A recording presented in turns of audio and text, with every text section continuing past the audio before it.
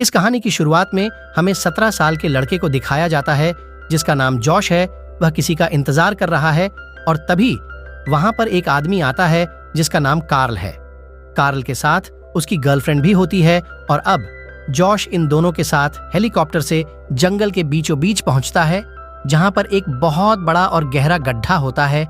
यह अपने हेलीकॉप्टर को वहां पर लैंड करते हैं जहां पर पहले से कुछ वर्कर का काम कर रहे होते हैं, लेकिन अब सब वर्कर यहां से जा रहे हैं।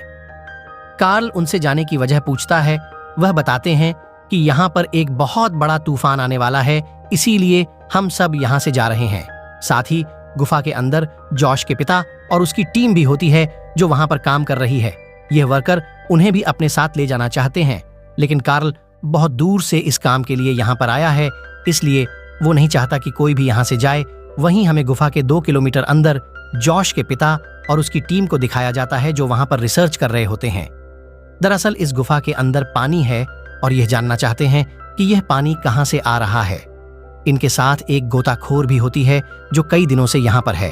दरअसल इस टीम को यहाँ पर आज कई दिन बीत चुके हैं और वह गोताखोर बहुत कमजोर हो चुकी है, क्योंकि पिछले कई दिनों से ना तो इन्होंने खुली हवा देखी है और ना ही धूप। दरअसल ये पानी में गोता लगाकर अलग अलग दिशा में जाते हैं, लेकिन आज वो गोता नहीं लगाती। वहीं में गुफा के ऊपर कार्ल और उसकी गर्लफ्रेंड को दिखाया जाता है। कार्ल की गर्लफ्रेंड गुफा का 3D मैप अपने कंप्यूटर पर देखती है। वह देखती है कि यह गुफा बहुत गहरी है लेकिन बहुत सुंदर भी है, और इसके बाद यह पैराशूट से उस गुफा के अंदर कूद जाते हैं। वहीं हमें गुफा के नीचे दिखाया जाता है जहां पर जश के पिता उसी गोताखोर लड़की के साथ पानी के अंदर चले जाते हैं और आज इन्हें एक नया रास्ता दिखता है। जॉश के पिता कहते हैं कि हमें इस रास्ते से अंदर जाना चाहिए। वो पहले अंदर चले जाते हैं, लेकिन उनके साथ ही गोताखोर लड़की वहां पर फंस जाती है। वो उसकी मदद करते हैं और उसे भी अंदर ले आते हैं, और आज पहली बार ये इस जगह पर आए हैं। यहाँ से इन्हें पानी की सतह दिख रही होती है जो कि बहुत ही दूर है। उतनी दूर ये जा तो सकते हैं, लेकिन अगर यह वहां पर गए तो वापस आने के लिए इनके पास ऑक्सीजन नहीं बचेगी। इसीलिए तय करते हैं कि ये वापस जाएंगे, और जब ये वापस आ रहे होते हैं तभी जो फीमेल गोताखोर होती है उसका ऑक्सीजन सिलेंडर का पाइप टूट जाता है। ऊपर सब ये मॉनिटर पर देख रहे होते हैं। सब के सब डर जाते हैं, लेकिन यह चाहकर भी उनकी मदद नहीं कर सकते क्योंकि वो इनसे बहुत दूर है। जब तक यह ऑक्सीजन सिलेंडर लेकर वहां पहुंचेंगे उसकी मृत्यु हो चुकी होगी। जॉश के पिता अपनी साथी की जान बचाने के लिए अपना ऑक्सीजन मास्क निकालकर उस लड़की को लगा देते हैं, और फिर कुछ देर बाद जब उन्हें ऑक्सीजन की जरूरत होती है तो उसी मास्क से वह ऑक्सीजन लेते हैं। लेकिन अब ये तैर नहीं सकते, और अगर ये इसी तरह से करते रहे तो इनका ऑक्सीजन खत्म हो जाएगा, जिससे इन दोनों की मृत्यु हो जाएगी।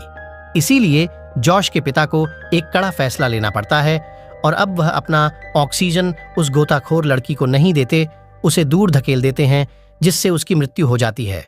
ऊपर मॉनिटर पर सब यह देख रहे होते हैं, लेकिन सबको पता है कि जॉश के पिता ने जो कुछ किया है वह सही है। अगर वह ऐसा नहीं करते तो इन दोनों की मृत्यु हो जाती।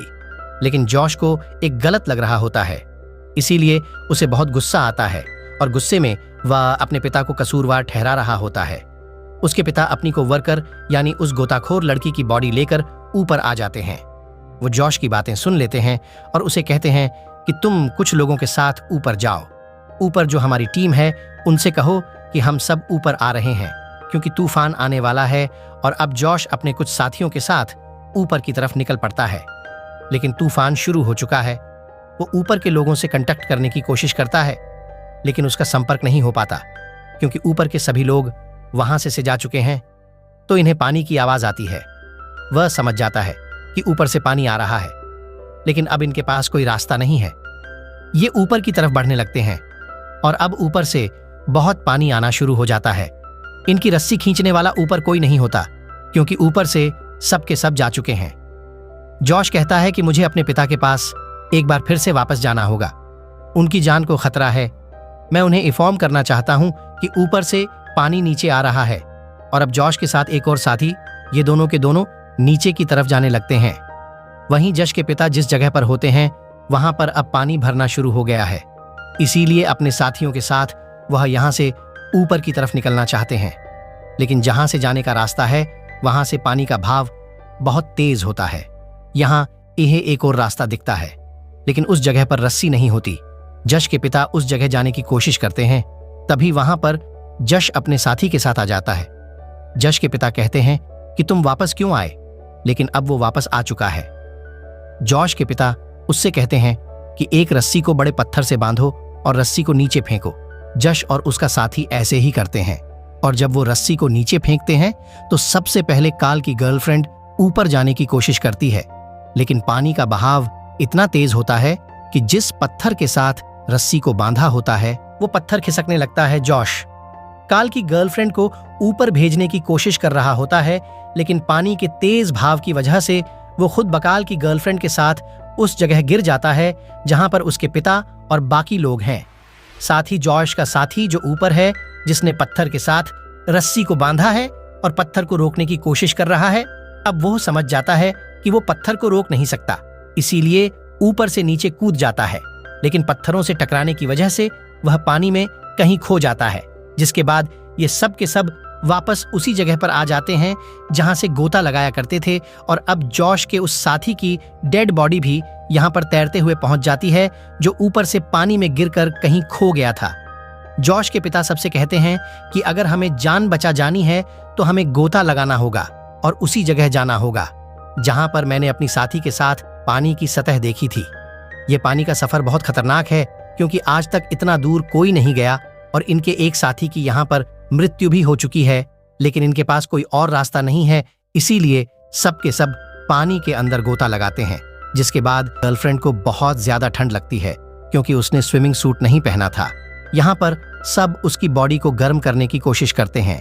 साथ ही इनका एक साथी होता है जिसके दिल पर गहरी चोट लगी होती है, लेकिन वह इस बारे में किसी को कुछ नहीं बताता। जॉश अपने पिता से कहता है कि अब हमें क्या करना चाहिए। जॉश के पिता उससे कहते हैं कि यहाँ पर कोई नहीं आने वाला, हमें आगे बढ़ना ही होगा। ये सब के सब आगे बढ़ना शुरू कर देते हैं। इनका वो साथी जिसके दिल पर चोट लगी होती है, उसकी तकलीफ बढ़ती चली जाती है और सबसे पीछे रह जाता है। जॉश उसके पास आता है, लेकिन वो जश से कहता है कि तुम आगे चलो, मैं कुछ देर यहाँ पर आराम करके आगे आऊंगा। जॉश उसकी बात मान जाता है, और जब वह अपने पिता के पास पहुंचता है तो उसके पिता अपने साथी के बारे में पूछते हैं। जश कहता है कि वो कुछ देर पीछे आराम करके आना चाहते हैं। जश के पिता समझ जाते हैं। वह कहते हैं कि उसकी तबीयत ठीक नहीं है और वह हमारे लिए मुसीबत नहीं बनना चाहता, इसीलिए वो पीछे रुक गया। वो उसे ढूंढने के लिए जाते हैं, लेकिन तब तक उसने अपने आप को एक छोटी सी गुफा में छुपा लिया होता है, जिस वजह से वो उन्हें नहीं मिलता। सब के सब बहुत परेशान हो जाते हैं। अब एक बार फिर से सब अपना सफर शुरू करते हैं, और आगे बढ़ते बढ़ते ये एक ऐसी जगह पहुंच जाते हैं जहां बहुत नीचे गहराई में पानी है, और यहां से आगे बढ़ने के लिए इन्हें इसी पानी से होकर आगे जाना होगा। सबसे पहले जॉश आगे जाता है। जॉश रस्सी लेकर पानी के अंदर चला जाता है और अंदर से वह दूसरी तरफ पहुंच जाता है, जिसके बाद वो दूसरों को भी आने का इशारा करता है। एक एक करके सब दूसरी तरफ पहुंच जाते हैं, लेकिन जब काल की गर्लफ्रेंड आ रही होती है तो उसके बाल चेन के साथ अटक जाते हैं, जिससे वह बालों से ही लटक जाती है। उसे बहुत दर्द हो रहा होता है। वह मदद के लिए सबको पुकारती है, लेकिन इससे पहले कि उस तक सब पहुंच पाते, वह अपने बाल काटने के लिए एक शार्प चीज निकालती है। जॉश के पिता उसे मना करते हैं कि तुम ऐसा करोगी तो पानी में गिर जाओगी, लेकिन वह दर्द बर्दाश्त नहीं कर पाती और अपने बाल काट देती है, जिससे वह पानी में गिर जाती है। उसे तैरना नहीं आता, जिसका मतलब यह है कि उसकी भी मृत्यु हो चुकी है। अल अपनी गर्लफ्रेंड की मृत्यु से बहुत ज्यादा टूट जाता है और बहुत ज्यादा इमोशनल हो चुका है। और अब यहाँ पर जॉश, उसके पिता और कार्ली बचे हैं।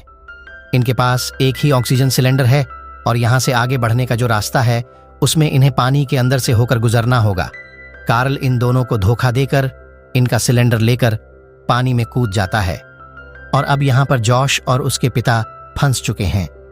वो यहाँ से आगे बढ़ नहीं सकते, क्योंकि इनके पास ओन ऑक्सीजन सिलेंडर नहीं है। अब जब ये दोनों के दोनों यहाँ पर परेशान हैं, तभी यहाँ पर जॉश को बेड की बीट दिखती है। वो समझ जाता है कि यहाँ से निकलने का कोई रास्ता है। ऊपर एक बहुत ही शकरा रास्ता होता है। ये दोनों वहां से होते हुए लगातार आगे बढ़ते चले जाते हैं, और यह एक ऐसी जगह पहुंच जाते हैं जहां पर इन्हें रोशनी दिखती है। यहाँ से ऊपर जाने का रास्ता है, लेकिन ये इतना ऊंचा है कि ये यहाँ से नहीं जा सकते।